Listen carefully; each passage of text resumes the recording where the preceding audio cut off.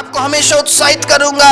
कलीसियाई संगति में आपको होना पड़ेगा, पारिवारिक संगति में आपको होना पड़ेगा। परमेश्वर के अजीजों, जहां भी हाउस फेलोशिप है, जाइए वहां पे समय दीजिए, संगति का महत्व समझिए। परमेश्वर के अजीजों, जितना ज्यादा आप संगति में रहेंगे उतना ही ज्यादा आप प्रभु में बढ़ेंगे। आप सभी को जय मसीह की। प्रभु यीशु मसीह के नाम से मैं आप सभी का स्वागत करता हूं आज के वचन के लिए। परमेश्वर के अजीजों, आज एक बहुत ही इंपॉर्टेंट टॉपिक मैं आपके बीच में लेकर आया हूं। मेरी प्रार्थना है कि परमेश्वर हमारी सहायता करे कि आज के वचन को सुनकर हम उस वचन को मान सके, ताकि हमें प्रभु में बढ़ने से कोई रोक ना सके। कोई भी बातें आपको प्रभु में बढ़ने से रोक नहीं सकती है। परमेश्वर के अजीजों, इस बात को आपको समझना पड़ेगा। लेकिन परमेश्वर के वचन के अनुसार किस तरीके से हम चल रहे हैं, ये भी बहुत महत्वपूर्ण है।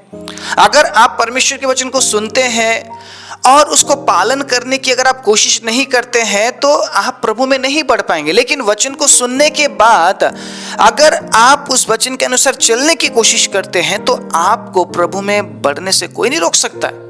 कोई नहीं रोक सकता है। कोई भी हालात, कोई भी परिस्थिति परमेश्वर के अजीजों आपको प्रभु में बढ़ने से नहीं रोक सकती है। मैं आज आप सभी को उत्साहित करना चाहता हूं और मैं ये कहना चाहता हूं, परमेश्वर के अजीजों, संगति में बने रहना बहुत जरूरी है। मैं आपसे पूछना चाहता हूं, आप में से कितने लोग ऐसे हैं जो ये कहते हैं कि मुझे प्रभु में बढ़ना है? अगर आप कह रहे हैं हाँ मुझे प्रभु में बढ़ना है, परमेश्वर देख रहे हैं, आपके जवाब को परमेश्वर सुन रहे हैं। परमेश्वर के अजीजों, अगर आप ये कह रहे हैं कि मुझे प्रभु में बढ़ना है, तो प्रभु में बढ़ने के लिए आपको क्या करना चाहिए? प्रभु का वचन कहता है। प्रभु के वचन के जरिए प्रभु ने हमें बताया है। अगर हम उन तमाम बातों को मानते हुए जीवन में आगे बढ़ते हैं तो आप प्रभु में बढ़ेंगे। आप हालेलुया। प्रभु में बढ़ने का मतलब अमीर बनना नहीं है, ठीक है? प्रभु में बढ़ने का मतलब अपने आप को बहुत धर्मी बनाना नहीं है, अपने आप को लोगों के सामने ये दिखाना नहीं है कि मैं बहुत पवित्र हूं, मैं बहुत धर्मी हूं। नहीं, प्रभु में बढ़ने का मतलब क्या है कि हम आत्मिक जीवन में बढ़ते हैं। और जिस प्रकार प्रभु यीशु मसीह ने कहा, तुम फल लेकर आओगे। अगर तुम मुझ में बने रहो तो तुम फलोगे। इसका मतलब क्या है? आत्मिक फल आप में दिखेगा, गलाती 5:22 के अनुसार। हालेलुया। तो आज मैं ये बताना चाहता हूं, अगर आप प्रभु में बढ़ना चाहते हैं तो संगति बहुत जरूरी है, फेलोशिप बहुत जरूरी है। संगति और एक अकेले का जीवन, इन दोनों में फर्क क्या है वो मैं बताना चाहूंगा। नीति वचन 18 अध्याय उसके 1 आयत को पढ़ेंगे, जरा सुनिए। जो दूसरों से अलग हो जाता है वो अपनी ही इच्छा पूरी करने के लिए ऐसा करता है और सब प्रकार की खरी बुद्धि से बैर करता है। अब जो दूसरों से अलग मतलब कहां से अलग? प्रभु के लोगों से अलग, संगति से अलग हो जाता है, वो अपनी ही इच्छा पूरी करने के लिए ऐसा करता है। आप ये सोच रहे होंगे, नहीं मैं तो सबसे अच्छा हूं इसीलिए मैं संगति से अलग हो रहा हूं। नहीं, अगर आप अच्छे हैं तो आपको झुंड में रहना पड़ेगा। अगर आप आत्मिक हैं तो आपको झुंड में रहना पड़ेगा। अगर आप प्रभु को चाहने वाले हैं तो आप परमेश्वर के वचन को आप याद रखेंगे। जिस प्रकार यीशु मसीह ने कहा, जहां 2 या 3 मेरे नाम से इकट्ठे हैं मैं वहां पे उपस्थित हूं। यीशु मसीह ये भी तो कह सकते थे, जहां पे एक का मतलब फेलोशिप नहीं है, एक से अधिक लोगों का मतलब संगति और फेलोशिप है। और जिस प्रकार यीशु मसीह ने पतरस से कही है, पतरस तू चट्टान है और मैं तुझ पर अपनी कलीसिया बनाऊंगा। कलीसिया का मतलब क्या है? एक से अधिक व्यक्ति को गिना जाता है कलीसिया में। आमीन, हालेलुया। मैं आपसे ये कहना चाहूंगा, परमेश्वर के अजीजों, अगर आप संगति में है तो आप बुद्धि में बढ़ेंगे, आप ज्ञान में बढ़ेंगे, आप हर क्षेत्र में आत्मिक जीवन में वृद्धि आप करेंगे। लेकिन अकेले रहने से परमेश्वर के अजीजों आप इन तमाम बातों में नहीं बढ़ पाएंगे। मैं आपको समझाना चाहता हूं संगति में रहना कितना जरूरी है। आप ये सोचते होंगे मैं YouTube में ये वाला वचन सुन तो रहा हूं, मैंने मना नहीं किया है, आप सुनिए। मैं हमेशा ये भी नहीं बोलता रहूंगा कि आप बस इन्हीं वचनों को सुनिए और आप प्रभु में बढ़ेंगे। नहीं, आपको सुनना है। अगर आपको अच्छा वचन मिल रहा है, मैं नहीं रोकूंगा आपको, आप सुनिए, लेकिन संगति में रहना बहुत जरूरी है। मैं आपको आपके घर में आकर मैं संगति नहीं दे पाऊंगा, मैं सही बोल रहा हूं।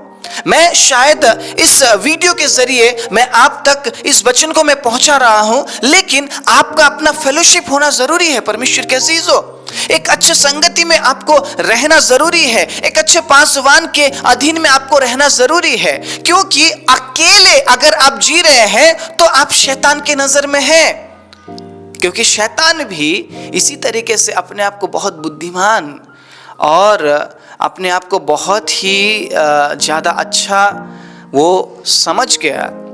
अपने बारे में परमेश्वर से भी अधिक उसने अच्छी बातें बोल दी, और उसने क्या कहा कि मैं प्रभु के सिंहासन पर बैठूंगा। देखिएगा, अकेले जो जीते हैं ना, वो हमेशा अपने आप को सुपीरियर बनाते हैं, मतलब उनसे अच्छा और कोई नहीं। लेकिन जो झुंड में रहते हैं वो अपने आई को सी में तब्दील करते हैं। हालेलुया। मैं को क्राइस्ट में बदल देते हैं, और जो क्राइस्ट है ना, जिसने अपने आप को मोड़ा, जो मनुष्य की ओर झुका, मनुष्य से जिसने प्रेम किया, अपने आप को जिसने बलिदान किया, उसी ने कहा है कि मैं कलीसिया को लेने आ रहा हूं, इंडिविजुअल पर्सन को नहीं। आप ये कहकर प्रभु को आकर्षित नहीं कर सकते हैं, मैं उसकी तरह नहीं हूं प्रभु, मैं उसकी तरह पाप नहीं करता हूं प्रभु, मैं उतना झूठ नहीं बोलता हूं। हाँ प्रभु, मैं थोड़ा बहुत बोलता हूं, लेकिन मुझसे ज्यादा तो वो बोलता है। आप कंपेयर करके, तुलना करके परमेश्वर के अजीजों अपने आप को प्रभु के सामने अच्छा नहीं बना सकते हैं।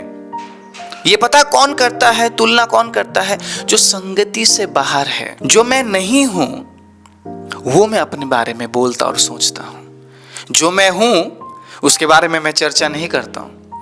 मैं जो नहीं हूं वही मैं दूसरों को समझाता हूं, बोलता हूं। हाँ देखो देखो मैं कितना पवित्र हूं।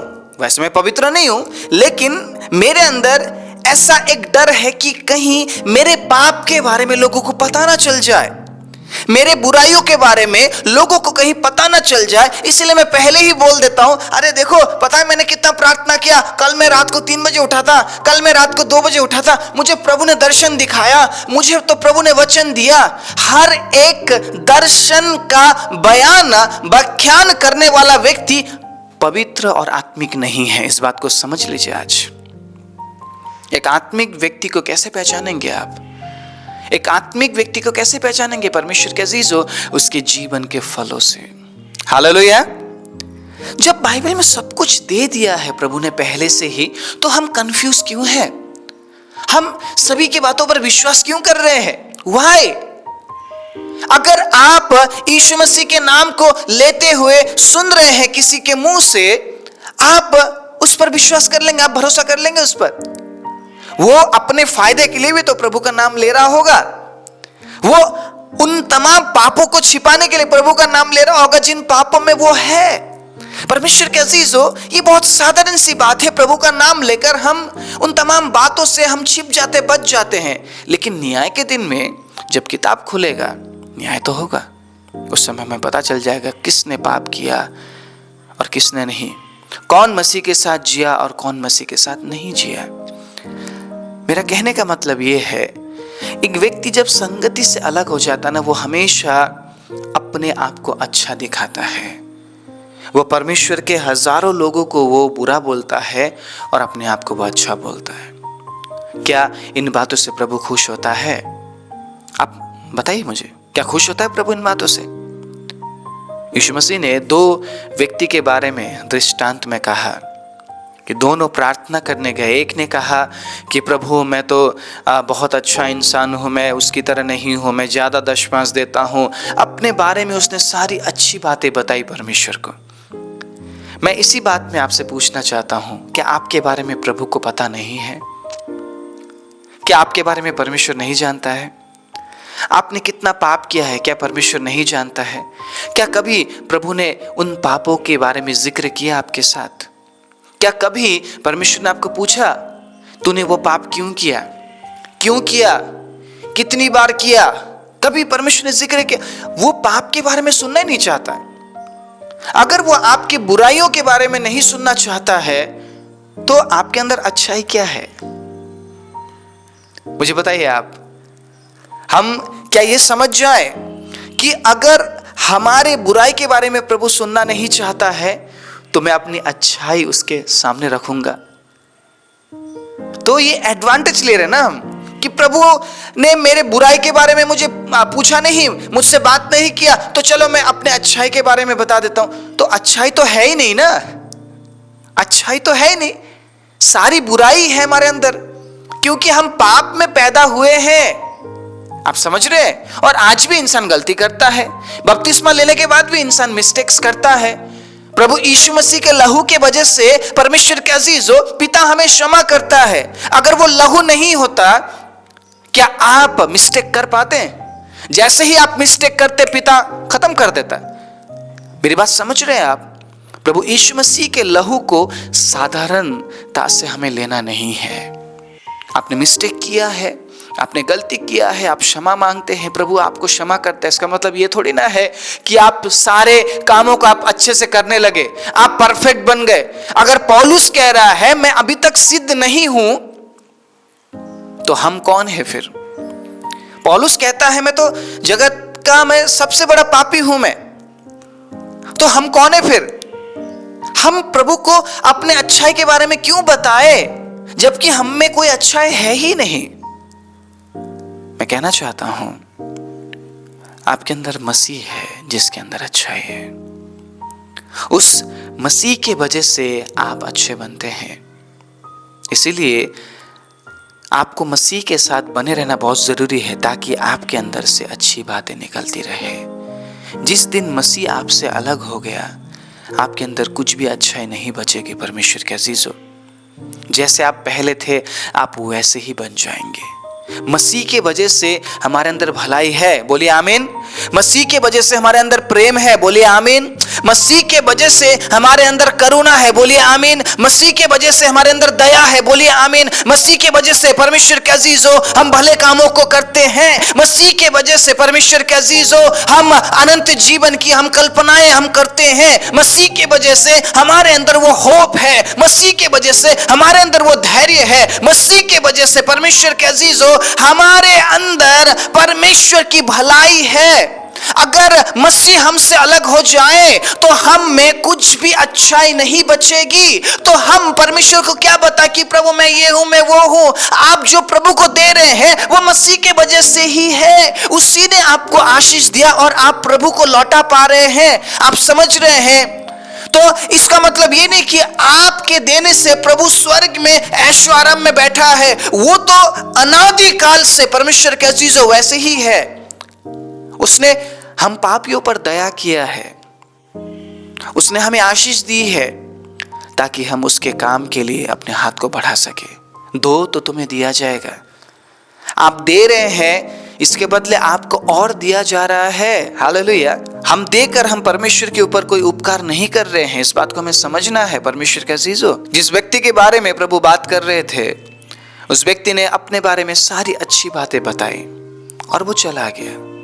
लेकिन जो दूसरा व्यक्ति था वो दिखने में कमजोर था, लाचार दिख रहा था, और उसने अपनी आंखें, अपनी नजरें नीचे की ओर करके उसने कहा, प्रभु मैं तो इस योग्य भी नहीं हूं कि पिता मैं यहां पे आऊं। प्रभु, है ना, उसने अंगीकार किया, अपने पापों को माना। उसने कहा, प्रभु मुझे क्षमा कीजिए, प्रभु मुझ पर दया कीजिए। उसने अपने बारे में अच्छी अच्छी बातें नहीं बताई। यीशु मसीह ने कहा, प्रभु यीशु मसीह ने कहा, कौन प्रभु से आशीष पाकर घर गया? वो व्यक्ति जिसने अपने पापों के बारे में प्रभु के सामने आकर जिक्र किया, अपने गुनाहों को माना। हम अपने आप को कितना ही लोगों के सामने अच्छा बना ले, हम परमेश्वर के सामने अपने आप को अच्छा नहीं बना पाएंगे, क्योंकि परमेश्वर जानता है हम पाप में पैदा हुए हैं और हम में कोई अच्छाई है ही नहीं। हाँ, शायद आप बोलते होंगे, मैं तो ज़्यादा प्रार्थना कर पाता हूँ, मैं ज़्यादा वचन पढ़ पाता हूँ, हाँ शायद मैं उससे ज़्यादा प्रेम करता हूँ।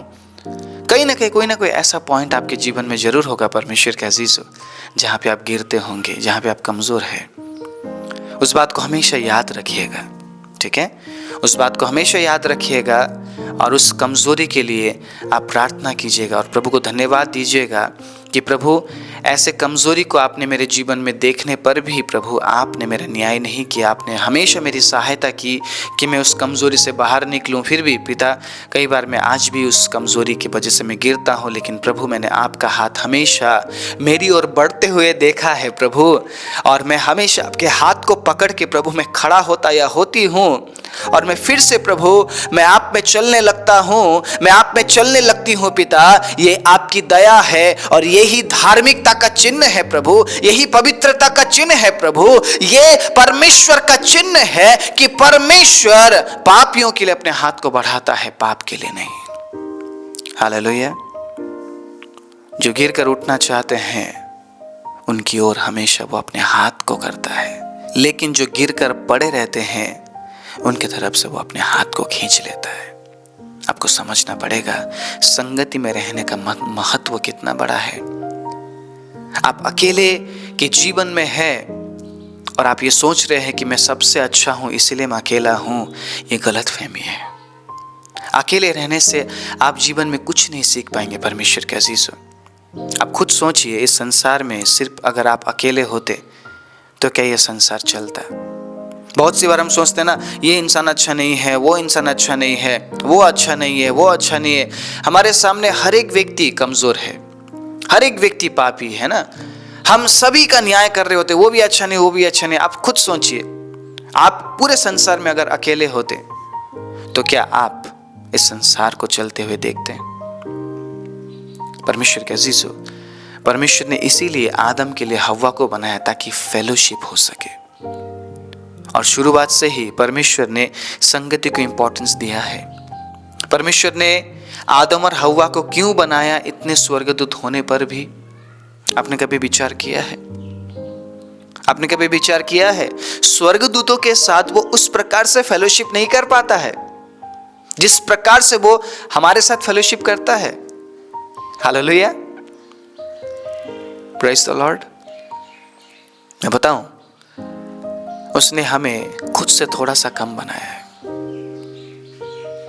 आपको लगता ना कई बार कि मैं तो ये हूं, मैं तो वो हूं, हमारे बारे में हम कई बार अच्छी बातें हम सोच नहीं पाते, लेकिन प्रभु के वचन में लिखा है मनुष्य को उसने खुद से थोड़ा सा कम बनाया है, इसलिए वो हमारे साथ संगति करना चाहता है, इसलिए वो हमारे साथ बात करना चाहता है।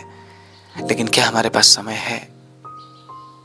हम इन दिनों में एक ऐसे दुनिया में हम खोते जा रहे हैं जिस दुनिया में काल्पनिक कथाओं के अलावा और कुछ भी नहीं है। काल्पनिक दुनिया है, हर एक इंसान की जीवन में काल्पनिक दुनिया है।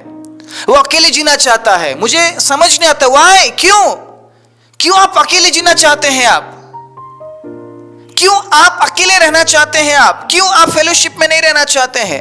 मैं हर एक पत्नी से पूछना चाहता हूं, आप अकेले क्यों रहना चाहते हैं?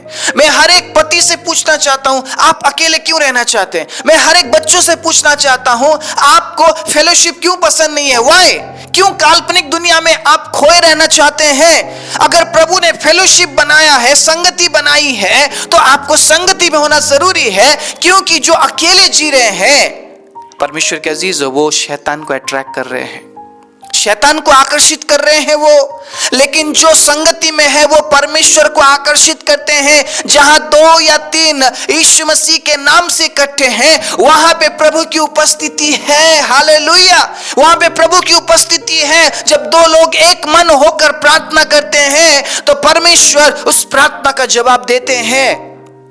फेलोशिप के परमेश्वर के अजीजों सामर्थ को समझिए आप, फेलोशिप के यूनिटी को समझिए आप। मैं बस ये नहीं कह रहा हूं कि आपको बस चर्च में फेलोशिप करना है, आपको आपके परिवार में फेलोशिप करना है, आपको पारिवारिक संगति में रहना है। परमेश्वर के अजीजों, पति पत्नी का फेलोशिप होना जरूरी है।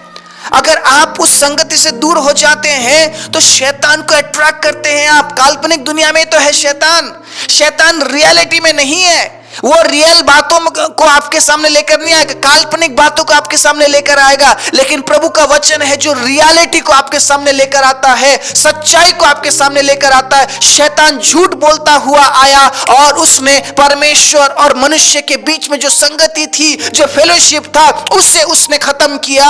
और आज भी वो परिवारों में झूठ बोलता हुआ आता है, काल्पनिक बातों को लेकर आता है और पारिवारिक संगति को, पारिवारिक फेलोशिप को आज भी वो तोड़ रहा है, कलीसिया को वो तोड़ रहा है, चर्च फेलोशिप को वो तोड़ रहा है। परमेश्वर के अजीजों, काल्पनिक बातों के जरिए आपके हाथ में जो फोन है परमेश्वर के अजीजों, उस फोन के जरिए भी वो आपके फेलोशिप को तोड़ रहा है, संगति से आपको दूर रख रहा है, आपको काल्पनिक दुनिया में वो ऐसा बना देता है कि आप खो जाते हैं।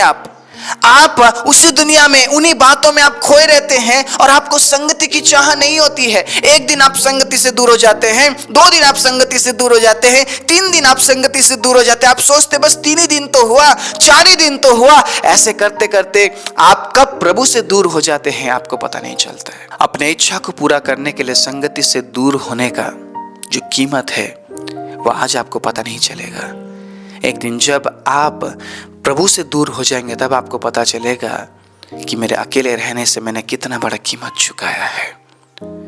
तुझे खरीदा है मसीह ने खून देकर, तुझे खरीदा है मसीह ने खून देकर, तू है उसका तेरा ना कोई सिवाय उसके, पुत्र ने है पिता से मिलाया, मेरा जीवन बदल गया। पुत्र ने अपने आप को बलिदान करके पिता से हमें मिलाया, अगेन फेलोशिप को कायम किया उसने। आप समझ रहे हैं, उसने हमारे और परमेश्वर के बीच में संगति को स्थापित किया अपने आप को देते हुए। संगति के पीछे का कीमत समझते हैं आप? उसने अपने लहू के बूंदों को दे दिया। तो आप क्या सोच रहे हैं, मेरे संगति में न जाने से क्या होगा? बाकी लोग तो आ ही रहे होंगे ना, बाकी लोग आ रहे होंगे, मेरे जाने या न जाने से क्या फर्क पड़ता है? तो मैं ये कहना चाहता हूं, यीशु मसीह ने आपके लिए भी लहू बहाया।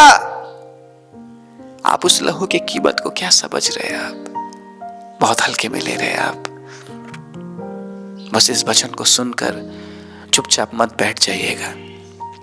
You need a good fellowship, you need a family fellowship, you need a personal husband and wife fellowship. परमेश्वर के अजीजों, पति पत्नी के बीच में व्यक्तिगत संगति की आपको जरूरत है, पारिवारिक संगति की आपको जरूरत है, कलीसियाई संगति की आपको जरूरत है। परमेश्वर के अजीजों, इस वचन को सुनकर ये बात सोच लीजिएगा, बस इस वचन को सुनने से मैं स्वर्ग में पहुंच जाऊंगा या पहुंच जाऊंगी। नहीं, आपको संगति की जरूरत है। संगति में रहिए, उसके बाद समय मिलता है तो इस वचन को सुनिए। आप, मैं आपको हमेशा उत्साहित करूंगा। कलीसियाई संगति में आपको होना पड़ेगा, पारिवारिक संगति में आपको होना पड़ेगा। परमेश्वर के अजीजों, जहां पे भी हाउस फेलोशिप है, जाइए, वहां पे समय दीजिए, संगति का महत्व समझिए। परमेश्वर के अजीजों, जितना ज्यादा आप संगति में रहेंगे उतना ही ज्यादा आप प्रभु में बढ़ेंगे, आप प्रभु को समझेंगे, वचन के ज्ञान को समझेंगे, एक दूसरे से आप उत्साहित होंगे। परमेश्वर के अजीजों, गवाहियों को आप सुनेंगे, प्रभु कैसे काम कर रहा है आपको पता चलेगा, क्योंकि परमेश्वर संगति से आकर्षित होते हैं। संगति में रहने वाले लोगों से प्रभु आकर्षित होते हैं। प्रेरितों के काम में पढ़िए जरा, इस प्रकार लिखा है कि हर दिन परमेश्वर नए आत्मा को संगति में जोड़ता रहा। 3000 लोगों के जरिए कलीसिया की शुरुआत हुई और हर दिन प्रभु काम करता रहा, लोगों को जोड़ता रहा। Praise the Lord, hallelujah. संगति से अलग करने का काम, संगति में फूट डालने का काम है शैतान का, लेकिन संगति बनाना, संगति को बढ़ाना और संगति में नए लोगों को जोड़ने का काम है पवित्र आत्मा का काम। पवित्र आत्मा के काम को मत रोकिए। वो आपको संगति में देखना चाहता है, वो आपको पारिवारिक संगति में देखना चाहता है, ताकि आप हर एक बुद्धि की बात को ग्रहण कर सके। हालेलुया। जो अकेले में जी रहे हैं ना, वो बुद्धि से बैर रखते हैं, मैं इस प्रचार को अगली बार और अच्छे से मैं एक्सप्लेन करूँगा पार्ट 2 में। आज पार्ट 1 में हम यहीं तक सुनेंगे परमेश्वर के अजीज़ों। पार्ट 2 के लिए ज़रूर आइएगा। मैं कुछ और वचनों के साथ मैं आपको उत्साहित करूँगा ताकि आप संगति के महत्व को समझते हुए संगति में जाए। सिर्फ नियम के लिए नहीं, सिर्फ परंपरागत नहीं, बस समय गुजारने के लिए नहीं, बल्कि संगति के महत्व को समझते हुए जब आप संगति में जाएंगे ना, आप हर दिन अपने जीवन में बदलाहट को देखेंगे और आप परमेश्वर को आकर्षित करेंगे। आइए अपनी आंखों को बंद करें। राजाओं के राजा, प्रभुओं के प्रभु, सर्वशक्तिमान जीवित दयालु परमेश्वर, मैं आपके दास होने के नाते प्रभु, जितनों ने आज के वचन को सुना है प्रभु, जितनों को ऐसा लगा है कि आज का वचन मेरे लिए था, प्रभु उनके जीवन में तो नया काम कर। और प्रभु उस अद्भुत महत्व को जो संगति के जरिए आपने दिखाने और बताने की कोशिश की है पिता, उस महत्व को वो समझे और संगति में प्रभु वो बढ़ सके। आप सहायता और मदद कीजिए। उन तमाम लोगों के जीवन में आपके चंगाई की, छुटकारे की, प्रभु में आपके उपस्थिति की और प्रभु संगति की मैं घोषणा करते हुए प्रार्थना प्रभु यीशु मसीह के नाम से मांगता हूँ। आमीन।